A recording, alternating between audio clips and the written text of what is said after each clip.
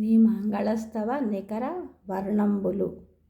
హిరణ్యకశిపుడు కుమారుడైన ప్రహ్లాదుని హరి హరి అంటావు, నీ శ్రీహరిని చూపించు ఈ స్తంభంలో అనగా విష్ణుమూర్తి నరసింహావతారంలో వచ్చి హిరణ్యకశిపుని వధించాడు. అప్పుడు నరసింహుని ఈ విధంగా కీర్తించాడు ప్రహ్లాదుడు.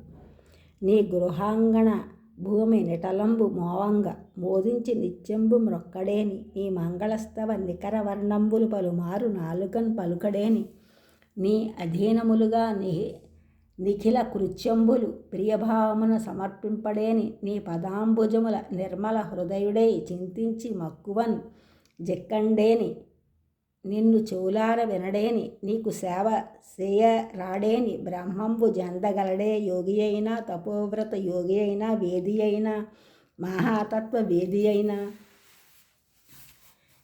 నీ ఆలయ ప్రాంగణములో నిత్యము నిన్ను చూచి తలవంచి మ్రొక్కనివాడు, మంగళకరములైన నీ వర్ణములు పలుమారు నాలుకతో పలుకలేనివాడు, సకల కృత్యములు నీ అధీనములను తలచి భక్తిభావమునతో ఫలసమర్పణ చేయనివాడు, నీ పాదపద్మములు నిర్మలమైన మనసుతో నిత్యము ధ్యానించి పరవశుడు కానివాడు, చెవులారా నీ సంకీర్తనము విననివాడు, చేతులారా నీ సేవ చేయనివాడు, యోగి అయినా తపశ్శాలి అయినా పండితుడైనా తత్వవేత్త అయినా ఎన్నటికీ పరమపదము అందుకోలేడు.